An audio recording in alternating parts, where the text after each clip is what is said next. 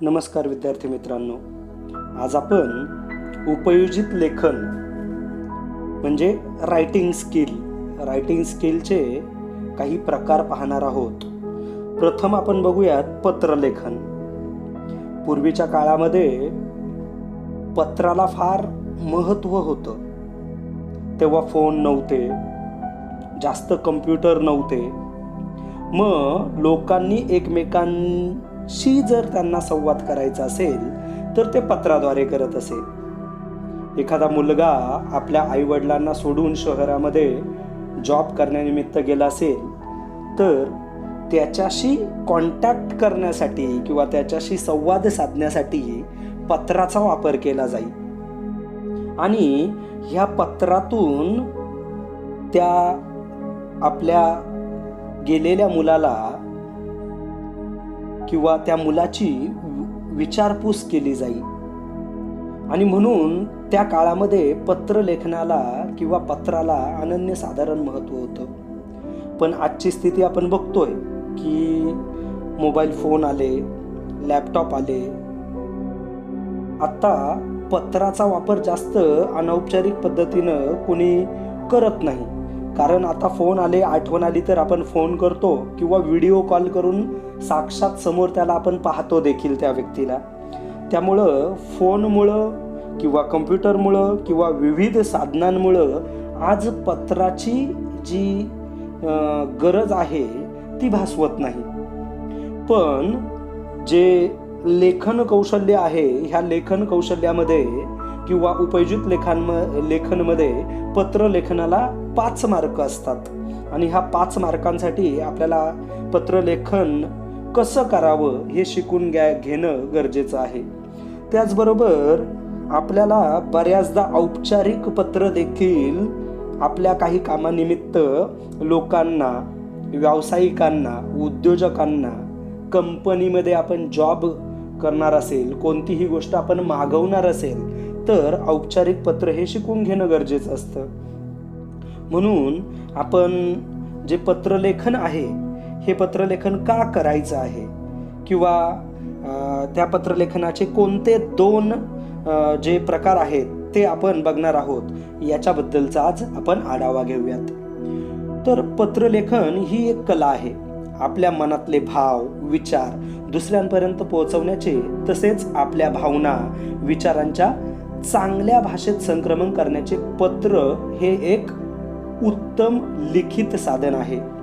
तुम्ही मागील वर्षी पत्रलेखन या घटकाचा अभ्यास केलेला आहे. हे पत्रलेखन तुम्ही पारंपरिक पद्धतीने करत होतात. आता तुम्ही तंत्रज्ञान युगात वावरत आहात. संगणक, भ्रमणध्वनी म्हणजे फोन, इंटरनेट, मेल याद्वारे तुमची तंत्रज्ञानाशी गट्टीही झाली आहे. फोनचा वापर वाढल्यानंतर पत्रलेखनाची गरज काहीशी कमी झालेली आहे. असे असले तरी औपचारिक पत्रात आपल्या भावना शब्दात प्रभावीपणे व्यक्त करता येणे हे आवश्यक कौशल्य आहे. तसेच औपचारिक पत्रासाठी आपले म्हणणे, विचार, मागणी, तक्रार, विनंती इत्यादी गोष्टी योग्य व कमीत कमी शब्दात संबंधित व्यक्तीपर्यंत पोहोचवणे हे आवश्यक कौशल्य आहे.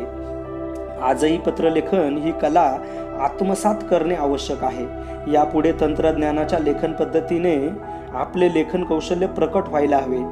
पत्रलेखनासाठी तंत्रज्ञानाचा वापर करणे ही काळाची गरज आहे. पुढील काळात तुम्हाला मेल पाठवण्याचे तंत्र अवगत करावे लागणार आहे. म्हणूनच यावर्षी आपण पत्राचे प्रारूप हे नवीन तंत्रज्ञानानुसार मेल पाठवण्याच्या पद्धतीनुसार लक्षात घेणार आहोत. यावर्षी आपल्याला पत्रलेखनाचे 2 प्रकार पाहिजे आहेत. एक आहे अनौपचारिक पत्र आणि दुसरा आहे औपचारिक पत्र. आतापर्यंत आपण अनौपचारिक पत्र हे इयत्ता 5वी पासून लिहित आलेलो आहोत. अनौपचारिक पत्र काय असतं तर कौटुंबिक लोकांना लिहिण्याचे जे पत्र आहे त्या पत्राला अनौपचारिक पत्र म्हणतो. जसे आपण आपल्या भावाला पत्र लिहितो, आपल्या आईवडिलांना लिहितो, आपल्या मित्रपरिवाराला लिहितो. जवळच्या जिव्हाळ्याच्या व्यक्तीला पाठवलेले जाणारे जे पत्र आहे त्या पत्राला अनौपचारिक पत्र असे म्हणतात. आणि पत्राचा दुसरा प्रकार जो आहे तो औपचारिक पत्र. मग हे औपचारिक पत्र म्हणजे काय, तर औपचारिक पत्राचे दोन भाग आपण बघणार आहेत. एक मागणी पत्र म्हणजे कोणती गोष्ट आपल्याला मागवायची आहे ती, आणि विनंती पत्र. विनंती पत्र म्हणजे आपल्याला पुढच्या व्यक्तीला विनंती करून आपलं म्हणणं त्यांच्यासमोर मांडायचं आहे. मग त्यामध्ये कार्यालयीन पत्र व व्यावसायिक पत्र अशा प्रकारचा त्याच्यात भाग आहे. औपचारिक पत्र म्हणजे आपण कौटुंबिक व्यक्तीला लिहित नाही, तर आपल्या कामासंबंधित वेगळ्या व्यक्तीला लिहिलं जाणारं पत्र आहे ते औपचारिक पत्र आहे. पत्र लिहिण्याआधी आपण दोन्ही पत्रांच्या प्रकारामधले नियम व अटी समजून घेऊयात. पहिलं आपण समजून घेऊयात औपचारिक पत्र. औपचारिक पत्र म्हणजे मागणी पत्र, विनंती पत्र, जे आपण जॉब संदर्भात करतोय किंवा काही मागवण्या संदर्भात किंवा कुणाला मोठ्या व्यक्तीला विनंती करत आहोत आपण, तर त्याच्यासाठी काय नियम अटी आहे. पहिली गोष्ट म्हणजे प्रति लिहिल्यानंतर व्यक्तीचा हुद्दा संपर्क लिहिणं गरजेचं आहे. म्हणजे प्रति म्हणजे इंग्लिशमध्ये आपण टू लिहितो ना, त्या टू नंतर त्या व्यक्तीचं नाव काय आहे, त्याचा पत्ता काय आहे हे लिहिणं गरजेचं आहे. त्याचा हुद्दा काय आहे, कोणत्या पोस्टला आहे ते लिहिणं गरजेचं आहे. मग दुसरं, पत्राचा विषय लिहिणं गरजेचं आहे. आता औपचारिक पत्रामध्ये हे गरजेचंच आहे, पत्राचा विषय लिहिणं गरजेचं आहे. नंतर अचूक शब्दात नेमका आशय मांडायचा.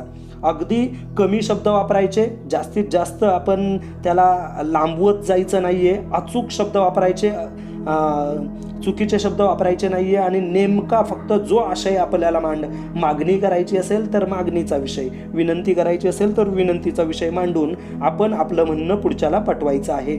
आणि पुढं पत्रात शेवटी डावीकडे पत्र पाठवणाऱ्याचा पत्ता लिहायचा आहे.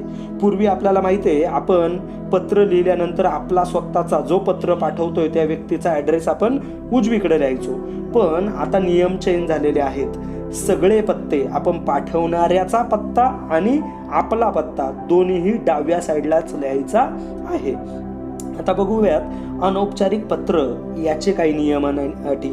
अनौपचारिक पत्र म्हणजे आपल्याला माहिती आहे कौटुंबिक पत्र. कौटुंबिक म्हणजे आपल्या परिवारातल्या जिव्हाळ्याच्या व्यक्तींना लिहिणाऱ्याचं पत्र.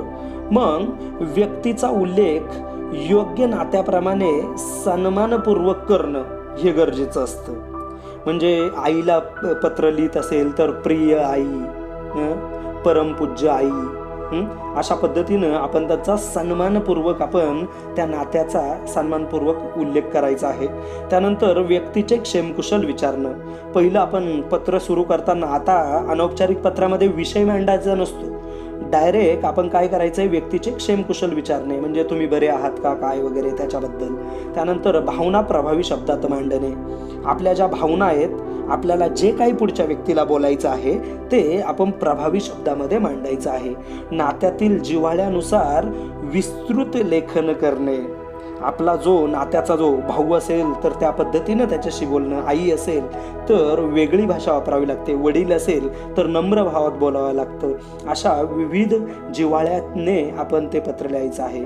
त्यानंतर पत्राचा विषय लिहिण्याची गरज नसते. ह्या अनौपचारिक पत्रामध्ये पत्र लिहिण्याची गरज नसते.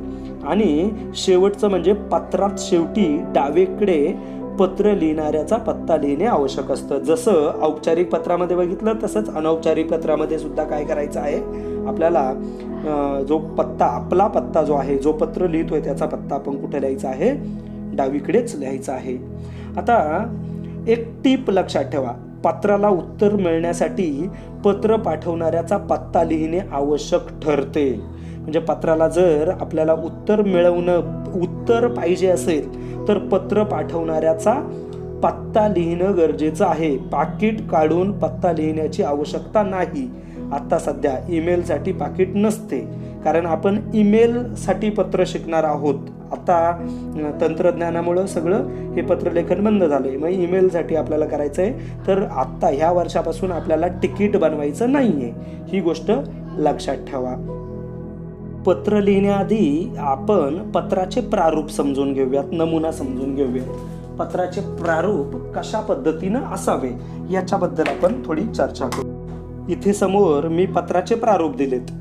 सगळ्यात पहिलं आपल्याला डावीकडे सगळ्यात पहिल्या ओळीमध्ये आपल्याला दिनांक लिहायचे आहे. पत्र ज्या पद्धतीनं असेल, ज्या तारखेनुसार असेल ती तारीख समजून आपण इथं दिनांक लिहायचा आहे, डेट लिहायची आहे. त्यानंतर खालच्याच ओळीमध्ये आपण प्रतीक लिहिल्यानंतर कॉमा करणं गरजेचं आहे. मग प्रती म्हणजे आपण कोणाला ते पत्र पाठवतोय हे समजून घेणं गरजेचं आहे. त्या संबंधित व्यक्तीचं नाव तिथं आपल्याला द्यायचं आहे किंवा त्याचा हुद्दा कोणत्या पोस्टवर आहे ते आपल्याला लिहायचं आहे. आणि त्यानंतर त्या व्यक्तीचं नाव, माननीय जो कोणी असेल त्या व्यक्तीचं नाव आणि त्याचा पूर्ण ॲड्रेस तिथं लिहायचा आहे. त्या कार्यालयाचा किंवा व्यावसायिक जे पत्र लिहित आहे त्या कार्यालयाचा ऑफिसचा ॲड्रेस तिथं लिहायचा आहे. पुढं येतो विषय म्हणजे आपण मागणी पत्र आहे की विनंती पत्र आहे हे समजून आपण अचूक विषय तिथं मांडणं गरजेचं आहे. आपण पुढे एक पत्राचा अभ्यास करणारच आहे औपचारिक पत्रामध्ये. अनौपचारिक पत्र तुम्ही भरपूर लिहिलेले असतील, पण औपचारिक पत्राचा एक विषय आपण बघणारच आहोत. आणि त्यानंतर आपण विषय झाल्यानंतर खालच्या चोळीत माननीय महोदय किंवा महोदय कॉमा करून मुख्य मजकूर आपल्याला 4 ते 5 ओळीमध्ये लिहायचा आहे. मागणी पत्र असेल तर मला तुमच्या रोपवाटिकेमधून मला हे फुलझाडं आम्हाला पाहिजे आहेत, अशा पद्धतीचं तुम्हाला त्याच्यामध्ये मजकूर जो आहे, प्रमुख मजकूर जो आपण पुढे बघणारच आहोत ते लिहायचं आहे. आणि पत्र संपल्यानंतर शेवटी आपला विश्वासू किंवा आपली विश्वासू किंवा आपला आज्ञाधारक किंवा आपली आज्ञाधारक अशा पद्धतीने लिहून आपलं स्वतःचं नाव लिहावं. त्यानंतर आपला स्वतःचा खाली पत्ता लिहावा आणि पत्ता लिहिल्यानंतर सगळ्यात खाली ईमेल ॲड्रेस टाकणं गरजेचं आहे. हे लक्षात घ्यावा. हे आपण पत्राचा प्रारूप आणि नमुना बघितला. तर आपण एका पत्राचा अभ्यास आता आपण करूयात. इथे तुमच्या समोर एक पत्र दिलेलं आहे मी. तर हे पत्र आहे की हिरवाई ट्रस्ट तळेगाव दाभाडेला जी हिरवाई ट्रस्ट आहे, जिथे रोपवाटिका आहे, तिथं आपल्याला झाडं लावण्यासाठी रोपं आपल्याला मोफत मिळणार आहेत अशी जाहिरात आपण वाचलेली आहे. आणि त्याचा संपर्क म्हणजे त्यांना जिथं आपल्याला आणायचं आहे त्याचं ॲड्रेस आहे हिरवाई ट्रस्ट, बाल्योद्यान मार्ग, तळेगाव दाभाडे. मग आपल्याला हे पत्र लिहायचं आहे आणि 5 जूनला आपल्याला हे रोपं मागवायचे आहेत. मग विद्यार्थी प्रतिनिधी म्हणून तुम्ही काय करायचं आहे, शाळेत वृक्षारोपण करण्यासाठी रोपांची मागणी करणारे पत्र, 2 प्रकारचे पत्र दिलेत. डाव्या साईडला दिले शाळेत वृक्षारोपण करण्यासाठी रोपांची मागणी करणारे पत्र लिहा आणि उजव्या साईडला लिहिले चांगल्या उपक्रमाबाबत हिरवाई ट्रस्टचे अभिनंदन करणारे पत्र लिहा. बघा, मागणी पत्र आणि अभिनंदन पत्र अशा 2 प्रकारचे पत्र तुम्हाला लिहायला इथं सांगितलेले आहेत. मग आपण बघूयात शाळेत वृक्षारोपण करण्यासाठी रोपांची मागणी करणारे पत्र हे कसं लिहावं, त्याची दिनांक काय लिहावी, त्यानंतर त्याच्याबद्दल संपूर्ण आपण आढावा घेणार आहोत. बघा, सांगितल्याप्रमाणे सुरुवातीला आपल्याला काय करायचं आहे, दिनांक टाकायची आहे. आपल्याला 5 जूनला त्यांनी सांगितलं होतं 5 जूनला तुम्हाला भेटणार आहेत, तर आपण 2 दिवस आधी पत्र लिहायचं आहे त्यांना. मग तारीख 3 जून 2020 लिहिलं चालेल, 21 लिहिलं चालेल, जे साल चालू आहे ते तुम्हाला लिहायचं आहे. मग 3 जून 2020. मग प्रतीमध्ये काय लिहायचं आहे, तर मी तुम्हाला सांगितलं पहिलं त्यांचा हुद्दा. मग ते आपण पत्र कुणाला लिहितोय, तर त्या हिरवाई ट्रस्टच्या संचालकाला लिहितोय. मग माननीय संचालक तिथं आलं पाहिजे. आणि जो आपल्याला मागच्या जो पोस्टर होतं त्याच्यावर आपल्याला संपर्क दिला होता, तो संपर्कालाचा पत्ता इथं लिहायचा आहे, हिरवाई ट्रस्ट, बाल्योद्यान मार्ग, तळेगाव दाभाडे. आणि त्यानंतर आपला हा पत्ता झाल्यानंतर बघा, माननीय संचालक झाल्यानंतर कॉमा, हिरवाई ट्रस्ट झाल्यानंतर कॉमा, बालोद्यान मार्ग झाल्यानंतर कॉमा आणि तळेगाव दाभाडे इथं ॲड्रेस संपलाय म्हणून फुल स्टॉप देणं गरजेचं आहे. त्यानंतर विषय आपल्याला बरोबर त्याच लाईनीत लिहायचा आहे जिथून आपण सुरुवात करतोय. तिथं आता आपल्याला इथं काय आहे की आपल्याला विषय काय दिला आहे, शाळेत वृक्षारोपण करण्यासाठी रोपांची मागणी करणारे पत्र. मग आपण काय करायचं आहे, तिथं वृक्षारोपणासाठी रोपांची मागणी करण्याबाबत हे पत्र आहे आपल्याला. मग विषय फक्त काय आहे, आपण का पाठवतोय हे पत्र, तर तुमच्याकडून आम्हाला वृक्ष पाहिजे आहेत, रोपं पाहिजेत, आम्हाला वृक्षारोपण करायचं आहे, झाडं लावायची आहेत. ती झाडं लावण्यासाठी आम्हाला काय पाहिजे, तुमच्याकडून त्या झाडांची छोटी छोटी रोपं पाहिजेत. म्हणून विषय काय लिहायचा आहे, रोपणासाठी रोपांची मागणी करण्याबाबत. आता मुख्य मजकूरमध्ये आपण काय लिहायचंय, तर माननीय महोदय, जागतिक पर्यावरण दिन, बघा आपल्याला माहिती आहे 5 जून हा जागतिक पर्यावरण दिन म्हणून आपण साजरा करतो. मग आपण सुरुवात करताना आपण काय लिहायचंय की मी ह्या शाळेचा विद्यार्थी असून मी विद्यार्थी प्रतिनिधी आहे आणि मी आमच्या प्रिन्सिपलच्या किंवा मुख्याध्यापिकांच्या अनुमतीने हे पत्र लिहित आहे.